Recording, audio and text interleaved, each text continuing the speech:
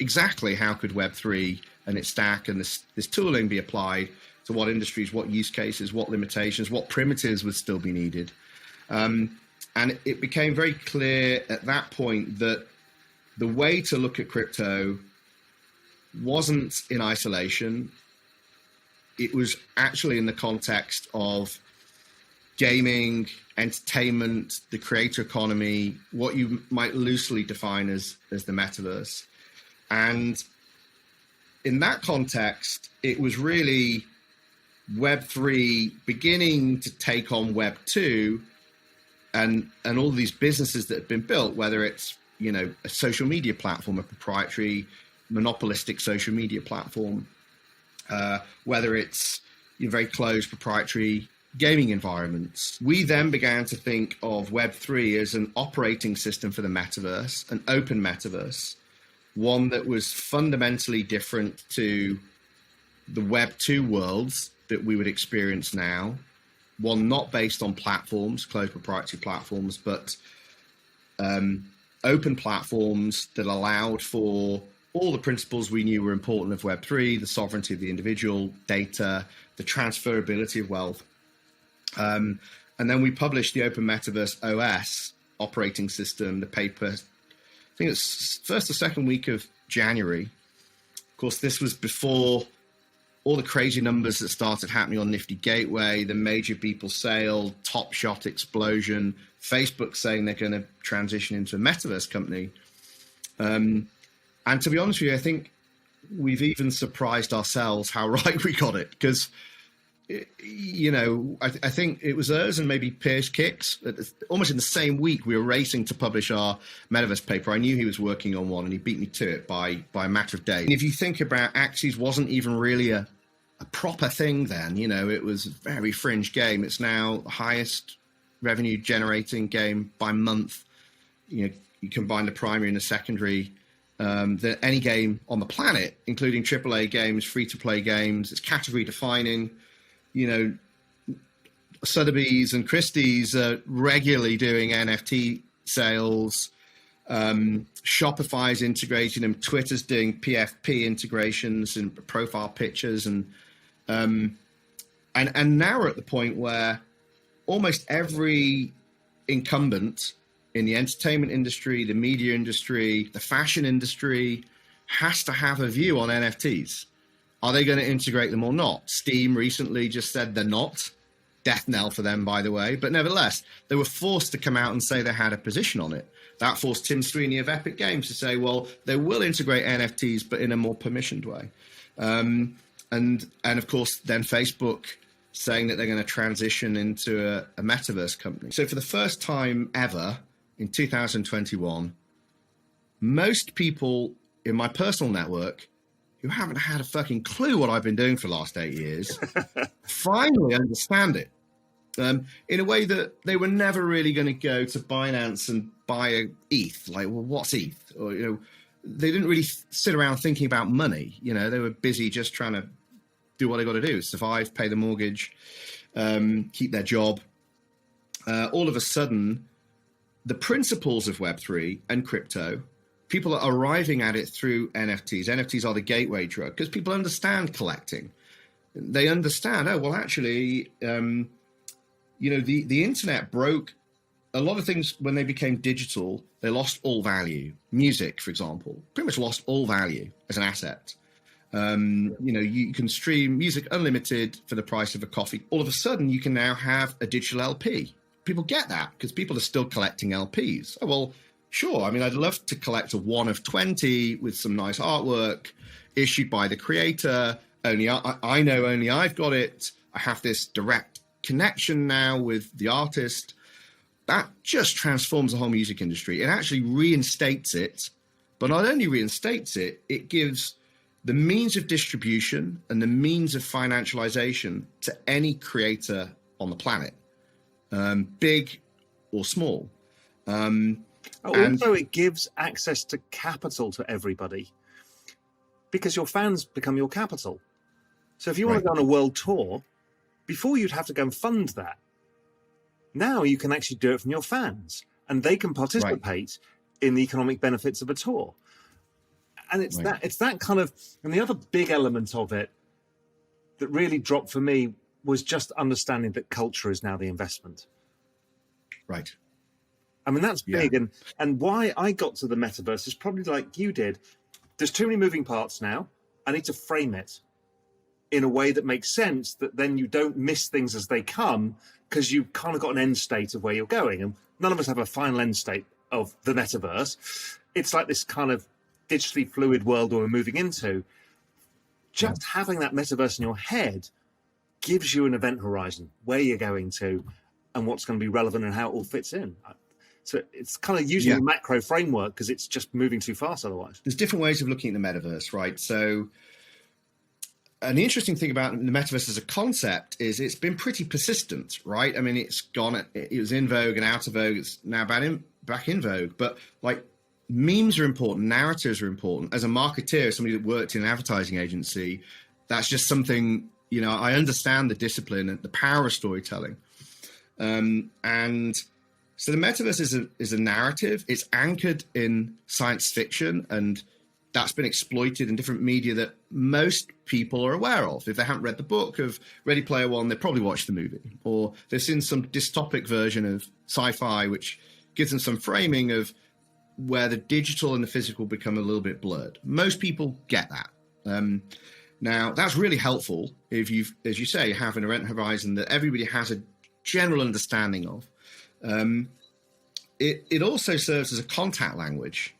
So, you know, I think the reason why this space is so exciting and overwhelming is you're seeing the convergence of culture, finance, and tech.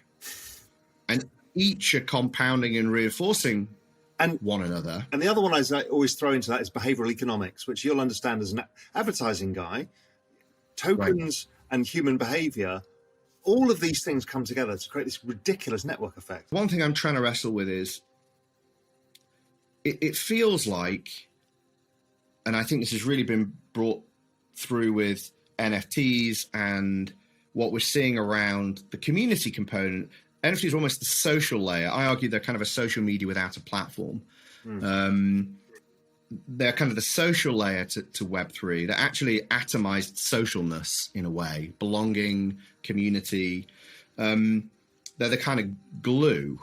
And as you say, that can be quantified, objectively quantified. It can become collateral. It can be financialized.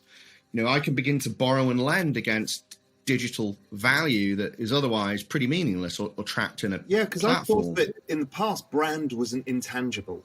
And now brand is intangible. As you say, you can now borrow against it. You can lend. You can do all sorts of stuff. You've now got a way in which the creative industry can communicate with people from the financial industry, the way that they can communicate with technologists, coders, people that wouldn't normally be able to communicate and work together and collaborate, especially not in a distributed sense. They now have this framing of the metaverse. That's why I think it's stuck. And I think that's become really powerful. I also think that, to your point around having an event horizon, it becomes important because I actually think it's not a destination. That's why we don't need to really define it. It's a process, right? It's the blurring of the physical and the digital. And so we are already in the fighting over, is it this Facebook world? It's not. It's all of them. It's everything. Right. It's the process of that blurring between the physical and digital. Does it require ubiquitous AR? No. Does it require affordable VR headsets? No. Does it have to be 3D? No. It's just when we stop differentiating between physical and digital, it becomes kind of one and the same or increasingly blurred. In the context of Facebook and what it's doing with Oculus, wonderful bit of hardware. I've got one in the other room.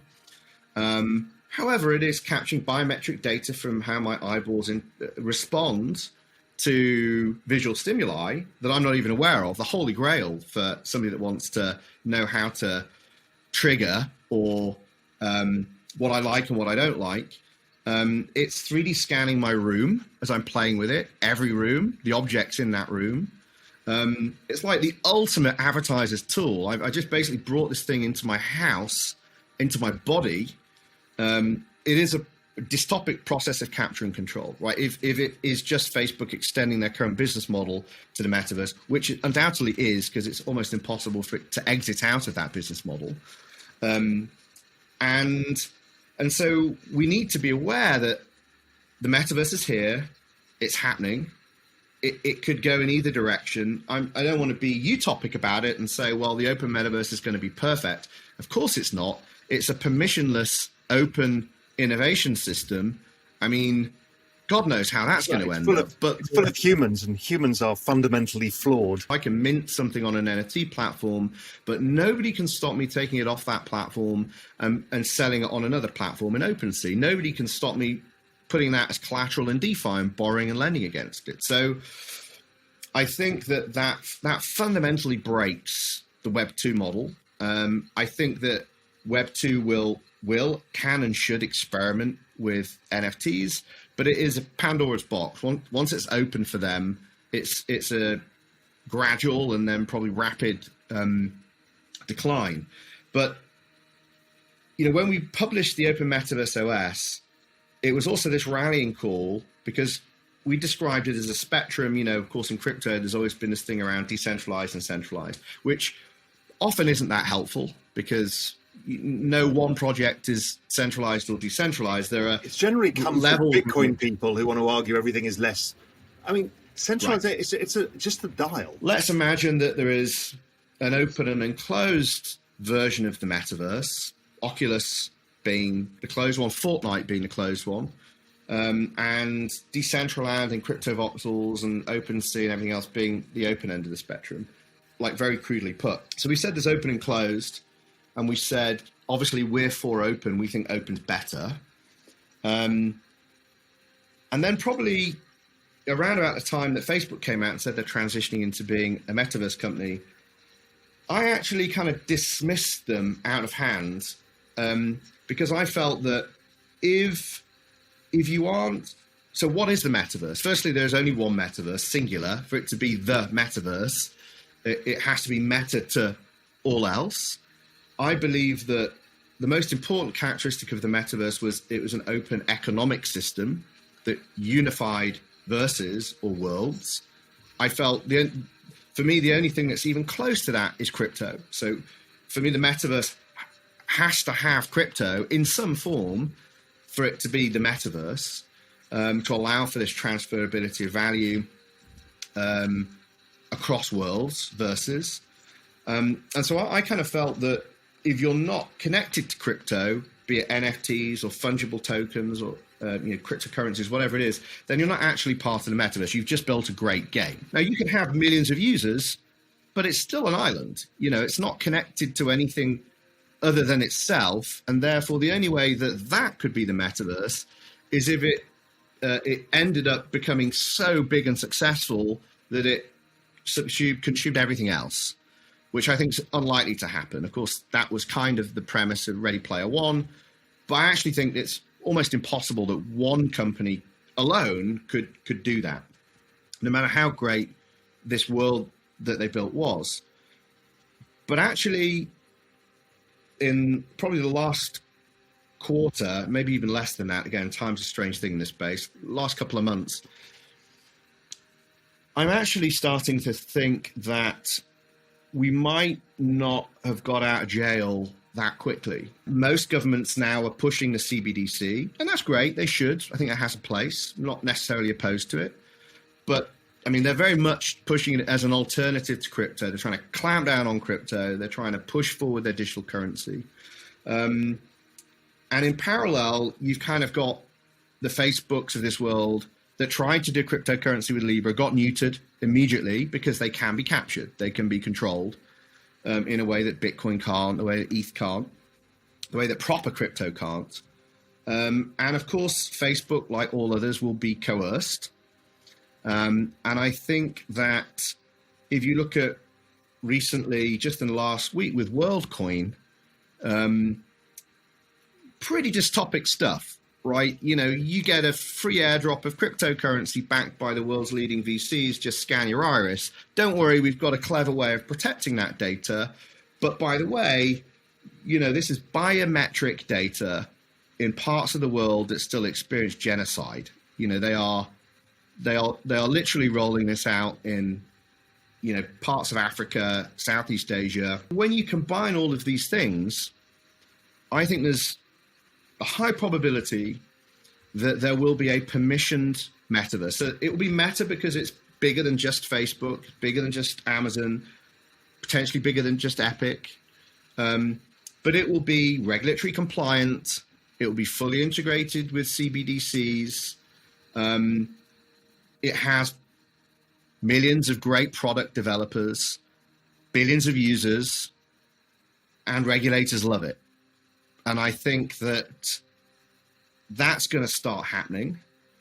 And I think that given most people currently are still either lazy, they prefer faster, quicker, cheaper.